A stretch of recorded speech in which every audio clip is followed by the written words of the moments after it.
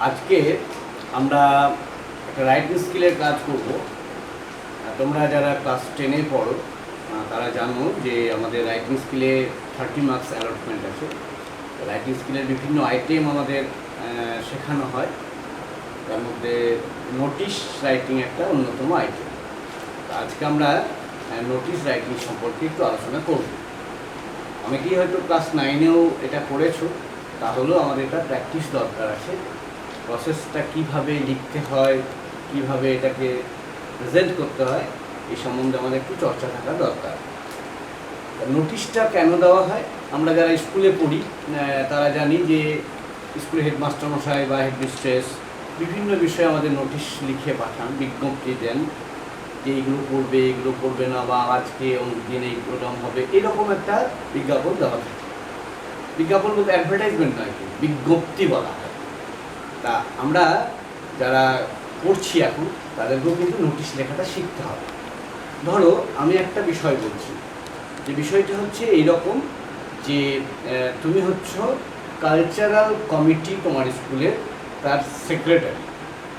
You are the secretary of the cultural committee of your school. আমি লিখি বিষয়টা কি, সেই বিষয়ে অর্থাৎ কোনো একটা বিষয়ে তোমাকে বলা হবে কালচারাল কমিটি, তুমি একজন সেক্রেটারি, তোমাকে একটা বিষয়ে বলা হবে যে নোটিশটা লেখো। বিষয়টা হচ্ছে, আমি যেটা বলতে চাইছি আজকে আমরা আলোচনা করছি, যে ধরো you are the cultural committee secretary, then you are writing a notice for the students of your school to join the prize distribution ceremony of your school. বোঝা গেল? তোমার স্কুলে প্রাইজ ডিস্ট্রিবিউশন সেরিমনিতে ছাত্রছাত্রীরা যাতে জয়েন করে তার জন্যে তুমি একটা নোটিশ লিখছো। কোশ্চেনটা কি, যে you are the secretary of cultural committee of your school, write a notice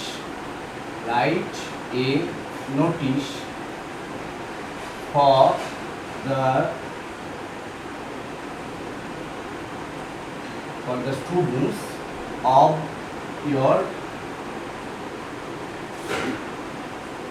your school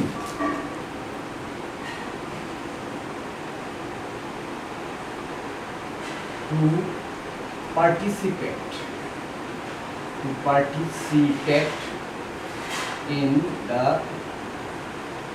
annual prize distribution ceremony.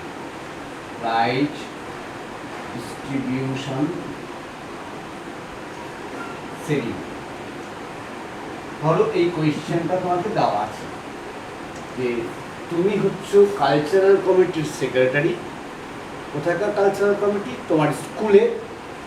তুমি একটা নোটিশ লিখবে তোমার স্কুলের ছাত্রছাত্রীদের জন্য কি করতে, প্রাইজ ডিস্ট্রিবিউশন সেরিমনি তোমার স্কুলে হবে। সেরিমনি মানে উৎসব, প্রোগ্রাম, সেই ব্যাপারে তুমি একটা নোটিশটা লিখছো।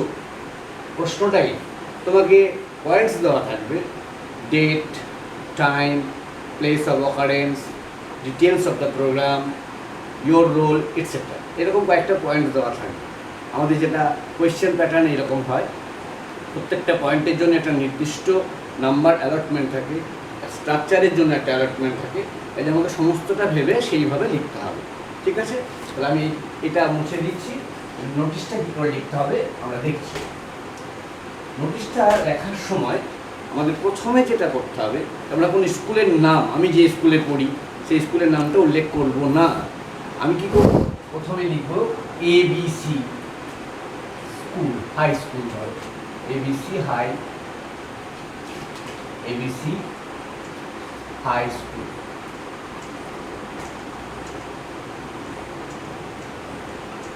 ABC high school.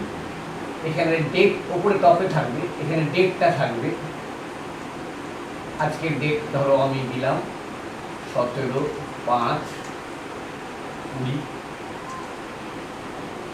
যে বিষয়ে নোটিশটা হবে সেই বিষয়টা সংক্ষেপে লিখতে হবে। প্রাইজ ডিস্ট্রিবিউশন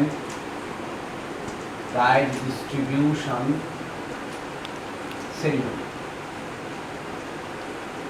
এটা ব্র্যাকেটের মধ্যে দিলাম। আর বাঁদিকে একটা নাম্বার দিতে হবে, নোটিশের একটা নাম্বার, 50 নাম্বার তুমি দিলে, ধরো XYZ by 20। এই হচ্ছে টোটাল ব্যাপারটা। এখানে নোটিশ কথাটা লিখতে হবে, মিস করে গেছি, NOTICE, নোটিশ দিয়ে আন্ডারলাইন।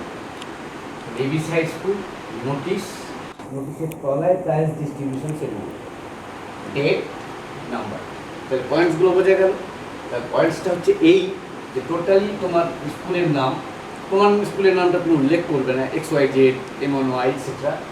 নোটিশ কথাটা লিখবে ক্যাপিটাল লেটারে, নোটিশের নিচে ব্র্যাকেটে যে বিষয়টা লিখছো সেটা সংক্ষেপে লিখবে, যে ডেটে তুমি নোটিশটা দিচ্ছ সেটা ডান দিকে মেনশন করবে, বাঁ দিকে নাম্বারটা মেনশন করবে। এই পর্যন্ত বোঝা গেছে আশা করছি। এরপরে হচ্ছে যে আমি ছাত্রদেরকে বা ছাত্রীদেরকে বলছি, ছাত্রদেরকে জানানো হচ্ছে, ইংরেজিতে কি হবে? স্টুডেন্টস। কোথাকার স্টুডেন্টসদের বলছি? আমি আমার স্কুলের স্টুডেন্টদের বলছি, তাহলে কি হবে? Students of our school, students of our school, আমাদের স্কুলের ছাত্রদেরকে। আর hereby একসঙ্গে informed, hereby informed, আর ইনফর্ম, তাহলে একটা প্যাসিভ ফর্মে বলা হচ্ছে। আই ইনফর্ম ইউ, তার মানে আমি তোমাকে জানাই, you are inform by me. তাহলে আই ইনফর্ম স্টুডেন্টস, তাহলে প্যাসিভ ভয়েসে কী হবে? স্টুডেন্টস আর ইনফর্ম, hereby মানে এত দ্বারা, students of our school are hereby informed that, students of our school are hereby informed that prize distribution ceremony, prize distribution ceremony, prize distribution ceremony will be held on, ধরো আজকে তারিখে আমি বলছি, আগামী দিন কোনো একটা দিন উল্লেখ করলাম, ধরো 30/5/2020 will be held on 30th of May, কোথায়? at our school। তাহলে কি দাঁড়ালো? Students of school are hereby informed that the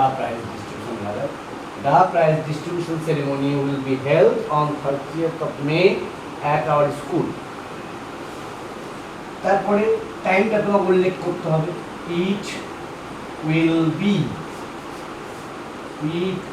be held at, তাহলে তুমি বলে সকাল 9টায় শুরু হবে, 9 AM। এই পর্যন্ত হলো। তাহলে তুমি কতগুলি ইনফরমেশন আপাতত দিলে, যে অনুষ্ঠানটা কি, কবে হবে, কোথায় হবে, কটার সময় হবে, এই পয়েন্টগুলো তুমি কভার করলে। এরপর আমি এটা মুছে দিচ্ছি, পরের অংশটা আবার কী লিখব, এরপরে কী লিখব, টাইম পর্যন্ত উল্লেখ করেছি। এবার প্রোগ্রামে ধরো কোনো একজন বিখ্যাত লোক আসবেন বা কেউ একজন বিখ্যাত গায়ক আসবেন ইত্যাদি বিভিন্ন রকমের বিষয় থাকে, তুমি বলতেই পারো mister x an eminent, eminent কথাটা মানে হচ্ছে ফেমাস, বিখ্যাত, an eminent teacher will preside over the meeting, এই যে অনুষ্ঠানে সভাটা হবে তিনি সভাপতিত্ব করবেন। এই প্রোগ্রাম in this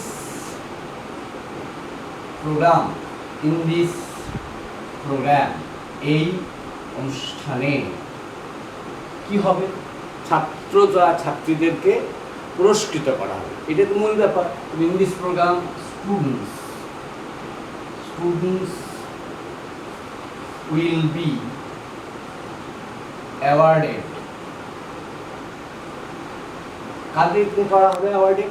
যারা খুব আউটস্ট্যান্ডিং কিছু পারফর্ম করেছে, তাহলে will be awarded for their outstanding মানে অসাধারণ কিছু, সাধারণের থেকে একটু বেশি, আউটস্ট্যান্ডিং পারফরমেন্স। আউটস্ট্যান্ডিং আমি পরে পারফরমেন্স কথা এখানে লিখছি। আউটস্ট্যান্ডিং পারফরমেন্স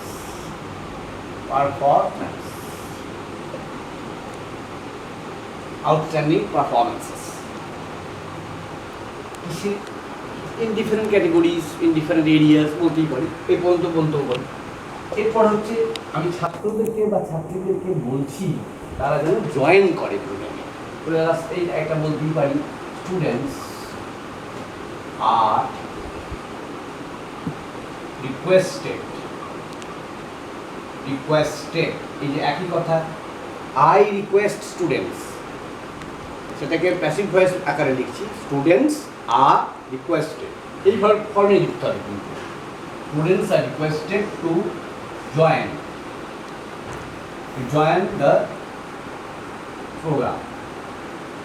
ঠিক আছে, সকলকে অনুরোধ করা হচ্ছে এই প্রোগ্রামে যেন তারা জয়েন করে।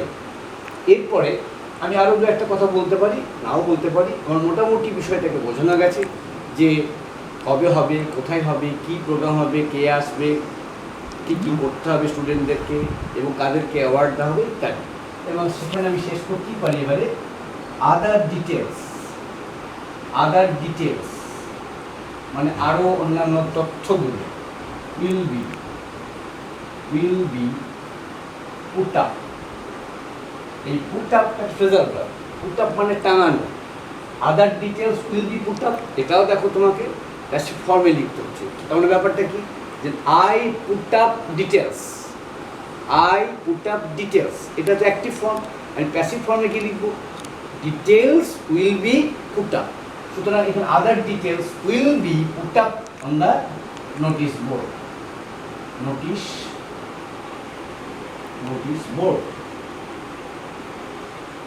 এই পর্যন্ত লিখে আমি নোটিশটা শেষ করলাম। কিন্তু এখন আমার কিছু কাজ বাকি আছে, দুটো একটা কাজ, সেটা আমার কী করবো, এটা আমি মুছে দিচ্ছি।